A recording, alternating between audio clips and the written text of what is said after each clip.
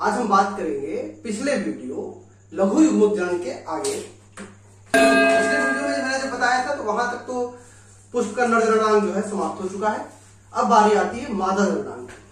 जो पुष्प का मादा जरणांग होता है उसको हम कहते हैं स्त्री केसर या जायांग, और इंग्लिश में कहते हैं गाइनोसियम, यानी the female reproductive part is termed as gynoecium in the flower. ठीक है, अब होता क्या है ये, तो बेसिकली ये जो ओव्यूल होता है, बीजांड उसको हिंदी में कहते हैं, ठीक है, और एम्ब्रियो सैक, बीजांड और एम्ब्रियो सैक, ठीक है, इसका एक कंबाइंड जो स्ट्रक्चर है यही मिलकर बनाता है जायांग या स्त्री केसर। ठीक, एक ये जो स्ट्रक्चर है मॉडिफाइड लीफ स्ट्रक्चर होती है, पुष्प के बीचों बीच पाया जाता है।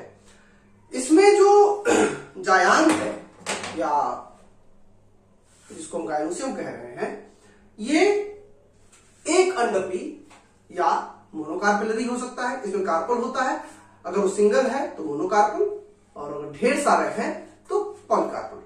एक अंडपी या युक्तांडपी कहते हैं उसको, और या बहुअंडपी होता है पॉलीकार्पल। ठीक है, दो तरह के फ्लावर हो गए इस आधार पे, मोनोकार्पेलरी और पॉलीकार्पेलरी। ठीक है, अब देखो इसमें अगर हम बात करें एक अंडक के बारे में या एक कार्पल के बारे में, तो अभी हम डिस्कस क्या कर रहे हैं, जायांग के बारे में। अभी हम डिस्कस कर रहे हैं जायांग के बारे में, यानी कि गाइनोसियम। ठीक है, मादा जरणांग होता है ये, पुष्प का मादा जरणांग। तो अभी अगर हम बात करें इसकी एक संरचना के बारे में, तो ये कुछ ऐसा दिखाई देता है, ऐसे। ठीक है, कुछ ऐसा दिखाई देगा। अब हम इसको थोड़ा सा एनलार्ज स्टेट पे देखें, बड़ा कर लें, तो हमको क्या दिखेगा इसमें, तो इसके अंदर हमको दिखता है एक मान लो इसको क्रॉस सेक्शन लेते हैं, ट्रांस सेक्शन, तो वर्टिकल सेक्शन सॉरी, तो इसमें हमको एक ऐसा स्ट्रक्चर दिखाई देगा। ठीक है, ऐसा स्ट्रक्चर, इस तरह का कुछ स्ट्रक्चर दिखाई देगा। तो यही इसका ओव्यूल है, ये बीजांड है। ठीक, तो अब कहता है कि ये अगर इसका कार्पस सिंगल है तो मोनोकार्पेलरी, और ढेर सारे हैं पॉलीकार्पेलरी। अच्छा, इसमें भी एक चीज है, अगर ये जुड़े हैं तो युक्तांडपी कहलाता है, सिनकार्पस। ठीक है, अगर ये जुड़ा है तो सिनकार्पस, और अलग अलग सेपरेटेड है तो एपोकार्पस। ये अलग अलग क्लास के स्ट्रक्चर पे डिपेंड करता है। ठीक है, तो हम इसमें अगर इसकी बात करें तो वो क्या क्या दिखेगा, तो हमको सबसे ऊपरी संरचना में मैं जो थोड़ा सा लार्ज स्टेट बनाऊंगा और इस दोनों की बात करूंगा। थोड़ा सा इसमें ध्यान से देखो,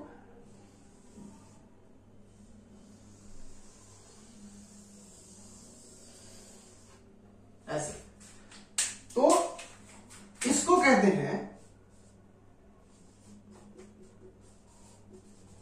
स्टिग्मा। ये जो नलीनुमा संरचना है ये कहलाती है स्टाइल, और ये जो मटके जैसी संरचना है इसको कहते हैं ओवरी।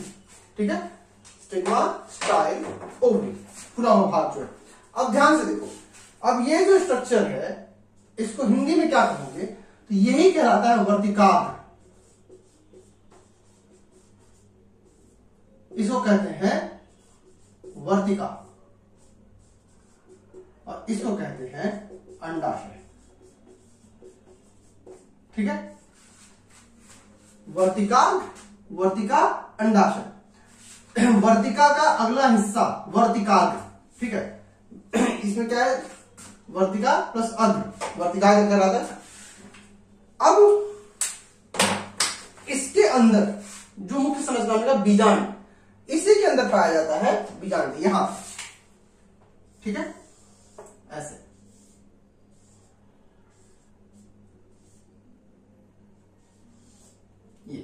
ये बीजांड है। ठीक, तो यही मिलकर के बनाता है पूरा स्ट्रक्चर एक जायांग या गाइनोसियम। इसको एक स्ट्रक्चर कार्पल कहलाता है, अगर सिंगल है तो मोनोकार्पल, ढेर सारे हैं तो पॉलीकार्पल, अगर ये जुड़ा है तो सिनकार्पस, अलग अलग है तो एपोकार्पस। ठीक, अब हम बात करते हैं इसके अंदर स्थित इस बीजांड, क्लियर हुआ? इसके अंदर जो ये बीजांड मौजूद है इसकी बात करेंगे। तो जरा इसको देख लेते हैं ये कैसा दिखाई देगा। इंग्लिश में इसको ओव्यूल कहते हैं। अच्छा देखो, अभी कुछ चीजें जो रह गई थी मैं बता देता हूं, थोड़ा सा उसको समझा दूं तो आसानी से समझ में आएगा। होता क्या है इसमें, जो पॉलिनेशन होगा, जो मैं अभी आगे बताऊंगा, तो पॉलन ग्रेन आकर के इसी पे अटैक करता है या अटैच होता है। इसके बाद यहां से पॉलन ट्यूब बन के अंदर आती है, यानी इस स्टाइल से होते हुए, और यहां से आकर के बीजांड यानी जो ओव्यूल था इसके अंदर जाता है। ठीक है, एक पूरा प्रोसेस है। तो वर्तिकाग्र का काम क्या है? पॉलन ग्रेन्स जो पॉलिनेशन के लिए आ रहे हैं उनको अध्ययन करने के लिए सरफेस प्रोवाइड करना। वर्तिकाग्र स्टिग्मा क्या करेगा? तो उसको सॉरी वर्तिका स्टिग्मा, ये हो गया वर्तिकाग्र स्टिग्मा, ये हो गया स्टाइल। इसका काम है पैसेज देना, और ये पोजेस करता है ओव्यूल को। ठीक है, ये ओव्यूल को रखता है जिसमें कि पॉलिनेशन के बाद फर्टिलाइजेशन होगा। अब हम बात करते हैं स्ट्रक्चर ऑफ ओव्यूल की पर। अब किसकी बात करेंगे? ओव्यूल के बारे में। ठीक है, हम बात करेंगे ओव्यूल की। तो ओव्यूल या इसको हिंदी में कहते हैं बीजांड। हिंदी में क्या कहोगे? बीजांड। अब इसकी संरचना को हम जरा बना देते हैं, इसको अच्छे से देख लो।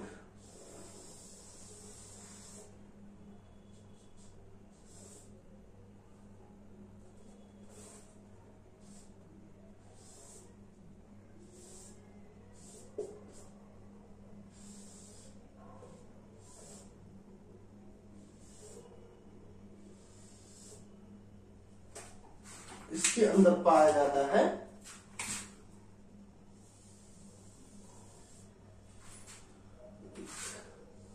भ्रूणकोश।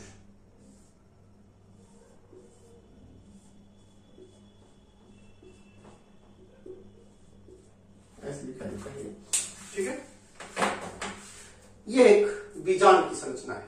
बीजांड में ये हिस्सा जो है इसको कहते हैं निभाग। ये हिस्सा कहलाता है निभाग, इंग्लिश में कहते हैं चलाजा। ठीक, ये इसका जो हिस्सा है इसको कहते हैं बीजांड काय। जो इंटरनल स्ट्रक्चर ये है पूरा यहां से यहां तक, इसको तो अध्यावरण होगा। ये इसका कहलाता है बीजांड काय। बीजांड काय इंग्लिश में कहते हैं न्यूसेलस। इंग्लिश में क्या कहोगे? न्यूसेलस। ठीक है, अब ये जो है आवरण, ये बाह्य आवरण है और ये इसका अंत आवरण है। इसको अध्यावरण भी कहते हैं। ठीक है, इसको क्या कहते हैं? अध्यावरण। ये जो आवरण है ये कहलाता है अध्यावरण। इंग्लिश में कहते हैं इंटेगुमेंट्स।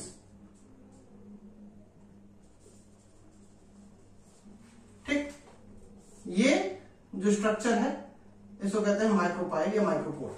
ये इसका काम, इसको हिंदी में कहते हैं बीजांड द्वार। इसको हिंदी में कहोगे बीजांड द्वार।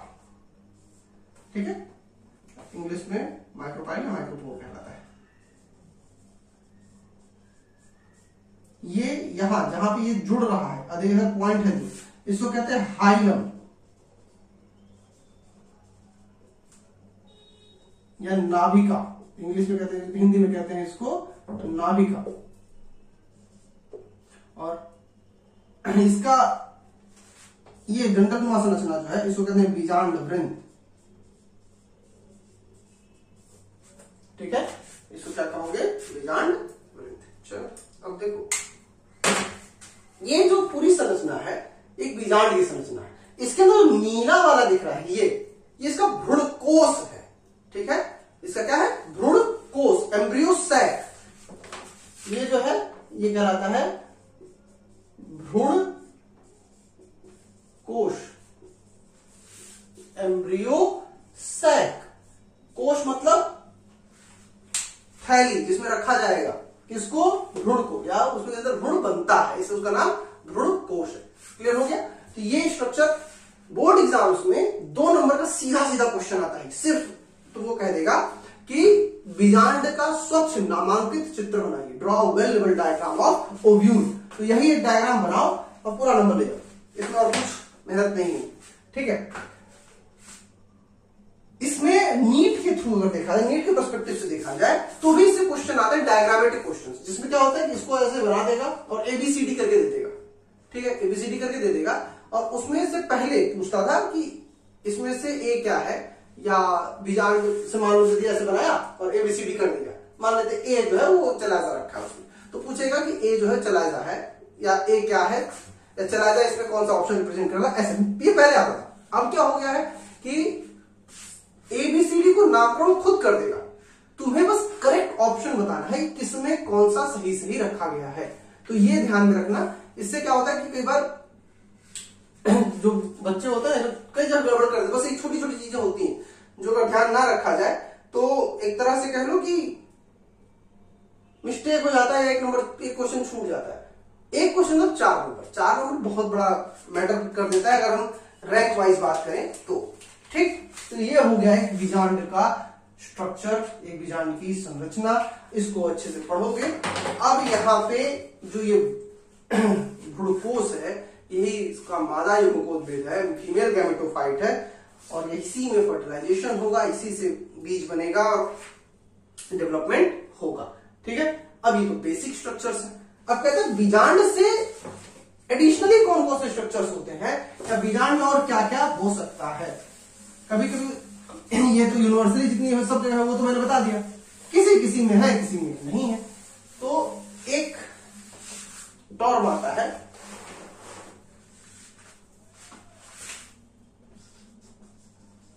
Other structures. ठीक है, ओव्यूल से रिलेटेड जो अदर स्ट्रक्चर्स हैं उसको हम क्या कहेंगे या क्या बनाएंगे। तो पहला है इसमें एंडोथीलियम, पहला है एंडोथीलियम। ठीक है, पहला एंडोथीलियम, इसको कहते हैं अंतःकला।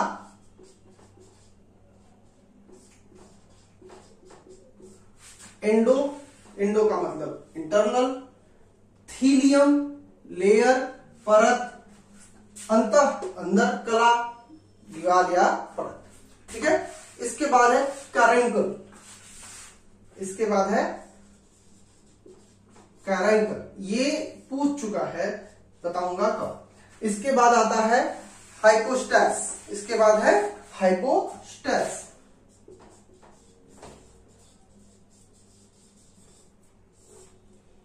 हाइपोस्टैस और लास्ट में आता है एरर, लास्ट में आया एरर। ठीक है, अब ये हाँ करेंकल या इसको बीज चोलक भी कहते हैं, बीज चोलक। ठीक है, बाकी उसका नाम बढ़ देते हैं, कोई दिक्कत नहीं। अब ये है क्या, ध्यान से देखो, अंतःकला नाम से क्लियर हो रही है, अंदर की ओर भी परत है। ठीक, तो कहता है कि कुछ जो ओव्यूल होते हैं, ओव्यूल के टाइप बताएंगे, वहां पे कुछ चीजें आती है इसमें कि उसका जो आवरण और अध्यावरण बताया उसके आधार पर एक अध्यावरण दो अध्यावरण होते हैं।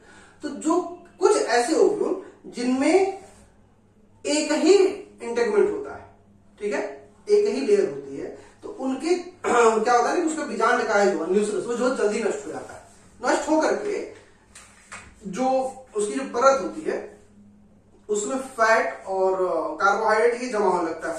ठीक है, तो ये जो जमी हुई संरचना है, ये जो लेयर है, कोशिका है, अंतःकला कहलाती है। समझना है, मतलब जैसे जो ओव्यूल था, ये ओव्यूल था, तो इसका जो बीजांड का स्ट्रक्चर है ये जल्दी जल्दी नष्ट हो जाता है।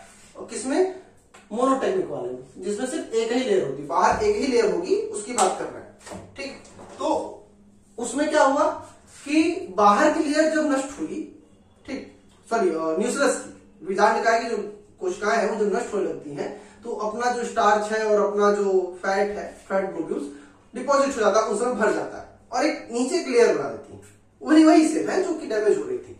अब वो जो लेयर नई वाली बनी है उसे वो कहते हैं एंडोथीलियम या अंतःकला। दूसरा आता है कैरेंकल, बीज चोलक। एक खास बात, हिंदी में बीज चोलक है, जो हिंदी मीडियम के बच्चे देख रहे हैं अगर, तो तुमको मैं बताना चाहूंगा, यहाँ बीज जो लोग पढ़ रहे हो किताब में तुम्हारे लिखा होगा, बट ये सब याद रखना, कैरेंकल ये पूछा हुआ है, ठीक है।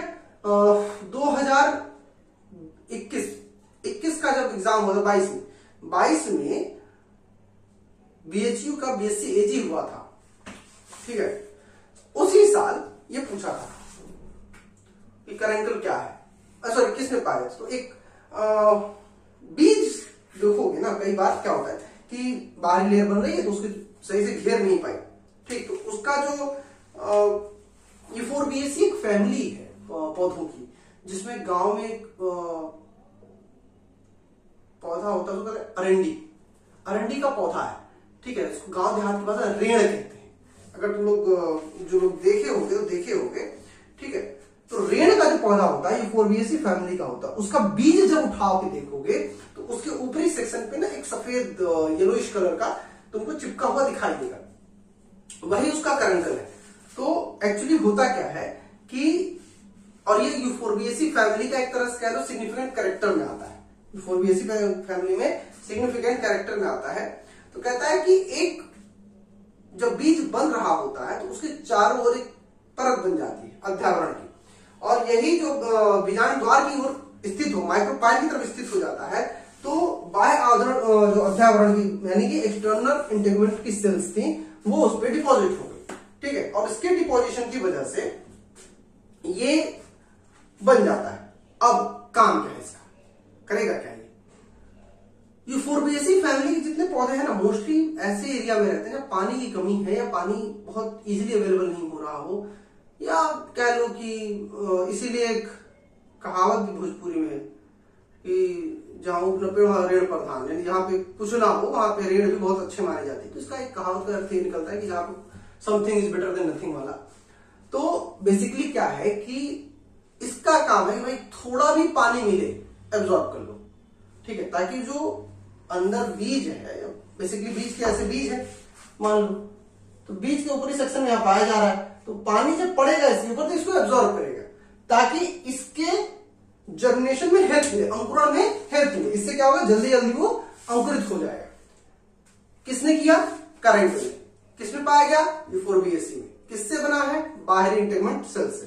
क्या करता है? पानी का एब्जॉर्प्शन। किस लिए? ताकि अंकुरण तेजी से हो सके। याद रखना किसका लक्षण है? यूफोरबिएसी फैमिली का ये सिग्निफिकेंट कैरेक्टर। अब आता है हाइपोस्टैस, ठीक है। हाइपोस्टैस जो होता है, कहता है कि भ्रूण कोश में, एम्ब्रियो सैक में नीचे की ओर, ठीक है, लिग्निन एक थोड़ा सॉलिडिफाइड मटेरियल है, जो कि solidified material in the sense एक तरह का ये लाइपो प्रोटीन है, ग्लाइकोलिपिड की तरह कार्य करता है ये। तो इसमें क्या है कि ये बेसिकली स्ट्रेंथ देने का काम करता है, ठीक। तो ये पाया जाता है न्यूक्लियस में। कहां पाया जाएगा? न्यूक्लियस में। इसके नीचे जो ये मैंने बनाया था ना यहां पे, तो यहीं पे पाया जाएगा न्यूक्लियस के अंदर, ठीक, न्यूक्लियस में पाया जाएगा। अब इसका मेन काम है पानी को जो एब्जॉर्ब कर लो ताकि बीज है सिकुड़े नहीं। और ये जो है Liliaceae, Euphorbiaceae, Zingiberaceae, in family का लक्षण है, मतलब कह लो सिग्निफिकेंट कैरेक्टर्स में से आता है, ये नहीं पाया जाता है। तो अगर पूछा जाए कि हाइपोस्टैस किसमें पाया जाएगा, तो याद रखना एमेरलिडेसी, लिलिएसी, यूफोरबिएसी और जिंजीबेरेसी, इनका ही ये लक्षण बनाता है, इनमें ही ये पाया जाता है। लास्ट में आता है एरन। कहता है कुछ बीजांडों में या कुछ ओव्यूल्स में कॉलर नुमा स्ट्रक्चर पाया जाता है, सराउंडिंग सेल उभरी हुई दिखाई देती है, और ये एक तरह का तीसरा आवरण, जनरली दो आवरण होते हैं, दो लेयर होती है, ये थर्ड लेयर बना देता है। थर्ड लेयर जब बन रहा है तो यही एरन कहलाता है, ठीक है। जैसे लीची, जायफल, इनमें ये पाया जाता है। तो दो लेयर के अतिरिक्त एक तीसरी लेयर बनेगी जो ओव्यूल के चारों ओर एक कॉलर नुमा संरचना बनाएगी, जिसको क्या कहोगे? हम कहेंगे, उसका नाम देंगे एरन। क्लियर हो गया? यहां तक पढ़े रहना, बुक से मिलाते रहना, नोट्स बनाते रहना। अगर उसमें कुछ नहीं समझ में आया तुरंत कमेंट कर देना, मैं उसको बताने की कोशिश करूंगा। अब इसका एक लास्ट सेशन देख लेते हैं, एक ही में आज थोड़ा वीडियो थोड़ा लंबा हो रहा है, कोशिश करो कि एक कवर कर दूं ताकि ये खत्म हो जाए, एक ही में क्लियर अप रहेगा। ठीक, अब कहता है बीजांड काय का प्रकार, सॉरी बीजांडों के प्रकार। अगली हेडिंग है टाइप्स ऑफ ओव्यूल। ठीक है, बीजांडों के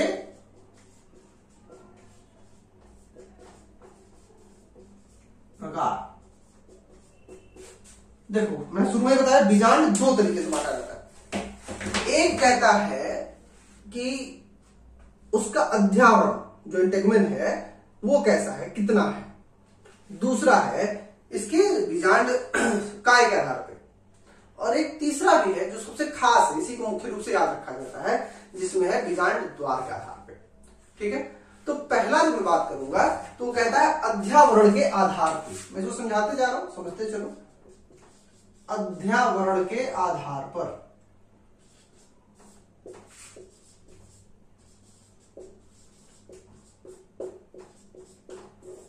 ठीक, अध्यावरण के आधार पर। अध्यावरण कहते हैं इंटेगुमेंट्स। तो on the basis of integuments. ठीक है, कहता है कि अब इसको कैसे बांटोगे, तो इसमें या तो अध्यावरण है या तो नहीं है, और है तो कितना है। तो पहला हो गया अध्यावरण विहीन, अध्यावरण है ही नहीं। ठीक है, एटेग्मिक कहलाता है ये। पहला क्या बनेगा, एटेग्मिक। दूसरा होता है मोनोटेग्मिक, और तीसरा हो गया बाइटेग्मिक। ठीक है, पहला हो गया एटेग्मिक, दूसरा हो गया मोनोटेग्मिक, और तीसरा हो गया बाइटेग्मिक। एटेग्मिक का मतलब हो गया इंटेगुमेंट होगा ही नहीं, जैसे चंदन, लॉरेंथस, इन सब में नहीं पाया जाता। दूसरा है मोनोटेग्मिक, सूरजमुखी, गेंदा, इन सब में। ठीक, कंपोजिटिव फैमिली। और तीसरा है बाइटेग्मिक, ये मोस्ट कॉमन है। ठीक है, ये मोस्ट कॉमन है और अधिकतर फ्लावरिंग प्लांट्स में नहीं पाया जाता है। ठीक, याद रहेगा, एटेग्मिक, मोनोटेग्मिक, बाइटेग्मिक। एटेग्मिक का अंदर मतलब हुआ कि उसमें इंटेगुमेंट नहीं है। बाइटेग्मिक का मतलब दो है, मोनो का मतलब एक। तो ये पाया जाए जायफल में, लीची में, सॉरी एटेग्मिक ये पाए जाएंगे भाई साहब लॉरेंथस चंदन में। ये पाए जाएंगे अगर कहा जाए मोनोटेक्निक तो सूरजमुखी, गेंदा, कंपोजिटिव फैमिली अधिकतर। और बाइटेक्निक जितने भी फ्लावरिंग प्लांट्स हैं मोस्टली में बाइटेक्निक ही पाया जाता है। ठीक, दूसरा है बीजांड काय के आधार पे। दूसरा हो गया बीजांड काय के आधार पे। अगर हम इसको देखें ऑन द बेसिस ऑफ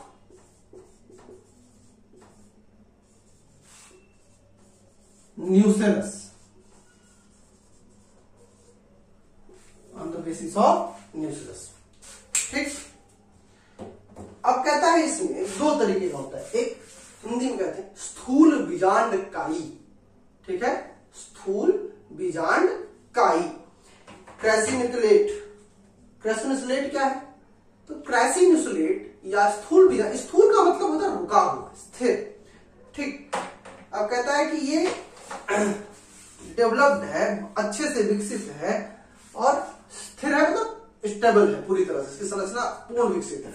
इसको कहा गया, पहला हो गया इसमें स्थूल बीजांड काई या क्रैसिनुक्लेट। पहला कहलाया क्रैसिनुक्लेट या स्थूल बीजांड काई। अब होता क्या है इसमें, कहता है कि भाई इसमें जो प्राथमिक भित्ति कोशिका होती है वही बीजांड की भित्ति का निर्माण करती है।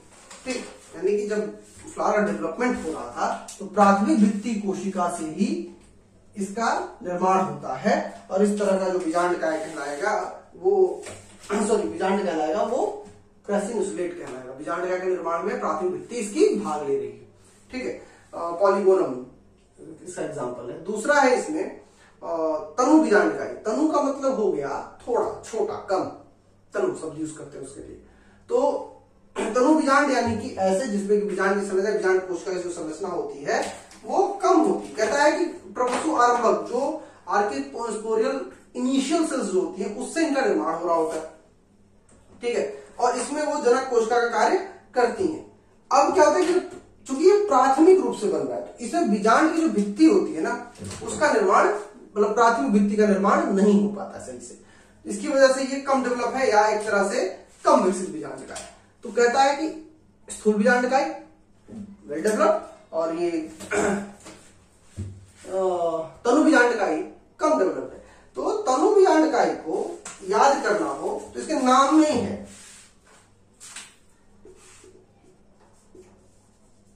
टैनिन इंसुलेट, ठीक है, tannin insulate, sorry tannin insulate, इसके नाम में ही है, ठीक। रूबिएसी फैमिली जितने भी सदस्य हैं वो इसका निर्माण करते हैं। बट अब आते हैं सबसे मुख्य इंपॉर्टेंट टाइप या मुख्य पॉइंट पे, जो है माइक्रोपाइल के बेस पे बीजांड द्वार के आधार, और मुख्य रूप से क्वेश्चन इसी पे आता है, जो मेन क्वेश्चन आता है वो इसी पे आता है कि बीजांड द्वार के आधार पर कितने तरह का है। On the basis of micropyle, ठीक है, बता चुके थे, इसको याद रखना, यही माइक्रोपाइल यही, और इसके कंपैरिजन में देखना है ये बीजांड वृंद के कंपैरिजन में, ठीक। मैं इसके लिए एक ट्रिक बताने जा रहा हूं, इसको थोड़ा सा समझ लेना, आसानी से कह लो याद भी हो जाएगा। करना कुछ नहीं, देखो करोगे क्या, अपने हाथ की हथेली को लो और इसको ऐसे कर लो, ठीक, ध्यान से देखो। अब मैं एक एग्जांपल दिखा रहा हूं, मान लो मैंने इसको किया है, ये इसका माइक्रोपाइल है या बीजांड द्वार है, ये इसका निभाग है और ये इसका बीजांड वृंद है, ठीक। तो पहला जो फ्लावर बनेगा, सॉरी पहला जो ओव्यूल बनेगा वो ऐसा दिखता है,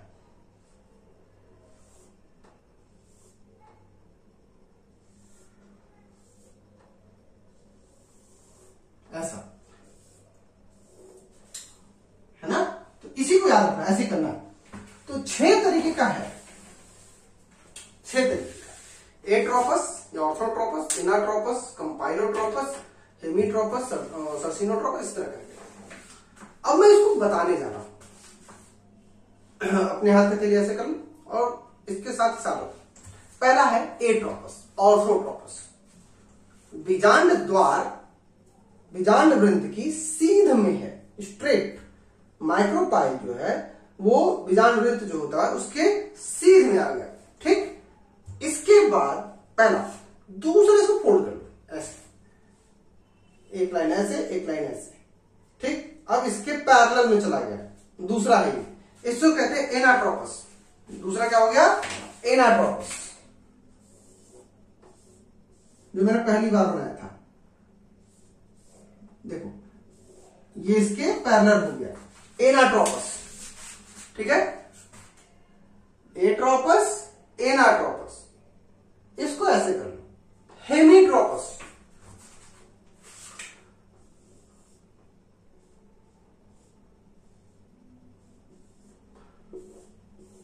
नाइन्टी डिग्री कोण, हेमीट्रोपस, ठीक। इसी को थोड़ा सा फोल्ड कर लो नीचे की ओर, ऐसे रहेगा, नीचे की ओर रहेगा, ठीक। ध्यान से देखो, हेमीट्रोपस, इसी को नीचे थोड़ा फोल्ड कर लो, तो ये बन जाता है कंपाइलोट्रोपस। ये क्या बन जाएगा, कंपाइलोट्रोपस, वक्र बना रहा है, ठीक। इसके बाद ये घूम करके नीचे पूरा अंदर की ओर फोल्ड हो जाएगा, रोटेट, ऐसे एकदम गोला बनाएगा, इसको कहोगे एम्फिट्रोपस। ये क्या कहलाएगा, एम्फिट्रोपस, दोनों एक ही जगह आ जाता है। बीजांड वृंत मतलब ये ऐसे घूमेगा और ये ऐसे घूम जाता है इसी में, और ये ऐसे बना रहा है, तो बीजांड वृंत और बीजांड द्वार लगभग एक आसपास चले जाते हैं, इसकी वजह से ये कहलाता है एम्फिट्रोपस, ठीक है। और लास्ट वाला जो बचा छठा, ये है कुंडलित। इसको बना ही नहीं सकते, बनाएंगे तो ये पूरा ऐसे रोटेट कर जाता है, यानी घूम करके उसके अंदर चला जाता है। इसकी वजह से इसको बनाना मुश्किल है। तो छठा याद रखना, ये नहीं बन पाया था, ये पूरा रोटेट करके एकदम ऐसे करके जाएगा। ठीक, एक बार फिर से रिपीट कर लेते हैं। एट्रोपस या ऑर्थोट्रोपस, एनाट्रोपस, हेमीट्रोपस, एम्फीट्रोपस, कंपाइलोट्रोपस, इसके बाद जो रोटेट हुआ एम्फीट्रोपस, और लास्ट में सर्सिनोट्रोपस। ठीक है, क्लियर हो गया? याद रहेगा, भूलना मत। अगर हम याद रखें तो आसानी से याद होगा। एट्रोपस या ऑर्थोट्रोपस, बीजांडद्वार बीजांडवृंत सेम। इसके बाद एनाट्रोपस, पैरेलल चलेंगे। उसके बाद हेमीट्रोपस, उसके बाद कंपाइलोट्रोपस। ठीक है, उसके नीचे की ओर एम्फीट्रोपस, और सबसे जो घूम के जाएगा सर्सिनोट्रोपस। ये याद रखने की चीज है, इसको ऐसे याद कर सकते हो आराम से। ठीक, अब होता क्या है, इसमें आता है क्वेश्चन। कैसे आएगा? एक तो सीधा सीधा क्वेश्चन कि बीजांड द्वार के आधार पर बीजांड के विभिन्न प्रकारों को समझाइए। तो उसमें सभी का नाम, डायग्राम, और फिर एक एक दो एग्जाम्पल। जैसे एट्रोपस है तो पॉलीगोनम लिख दिए, एनाट्रोपस है तो मटर, सेम, चना, जितने भी दलहनी फसलें या डाइकॉट है मुख्य इसी में आ जाते हैं। ठीक, और मोस्टली पौधे इसी में आते हैं एनाट्रोपस में। उसके बाद रेनकुलसी फैमिली पाया जाता है। हेम्पीट्रोपस का एग्जाम्पल हो जाता है। इसी तरह से नागफनी सर्सिनोट्रोपस का एग्जाम्पल हो गया। पॉपी जो है वो एम्फीट्रोपस का एग्जाम्पल हो गया। तो ऐसे करके लेग्यूमिनेसी में अगर आओगे तो लेग्यूमिनेसी क्रोसीफेरी के मोस्टली जो सदस्य हैं वो कंपाइलोट्रोपस में आते हैं। तो इस तरह से करके तुमको बना करके लिख दोगे, पूरा पूरा नंबर मिलता है, इसमें नंबर नहीं कटता है। और नीट के एग्जाम्स में या बीएससी के एग्जाम्स में भी इस तरह क्वेश्चन आते हैं, तो वहां डिटेल बताना होता है। तो ये सब छोटी छोटी चीजें हैं जो अगर हम थोड़ा ध्यान से कर लें बड़े आराम से याद हो जाती है। कोई मुश्किल काम नहीं है। तो एक बार प्रैक्टिस करना, अगर कुछ डाउट होता है तो जरूर पूछना। अगले वीडियो में हम बात करेंगे गुरु बीजाणु जनन की, यानी कि मेगास्पोरोजेनेसिस, फीमेल गैमेटोफाइट जब कैसे बनेगा, कैसे डेवलप हुआ है, ये सब पूरा इसके अंदर हम पढ़ेंगे। ठीक है, कोई भी दिक्कत हो कमेंट कर देना, अपने टीचर से पूछना, और किताब लेके पढ़ोगे तो ज्यादा अच्छा रहेगा। और इस वीडियो को अपने दोस्तों के साथ शेयर करो ताकि ज्यादा रीच हो, ताकि लोगों तक पहुंचे, उनकी भी हेल्प। ठीक, okay, bye bye, see you soon.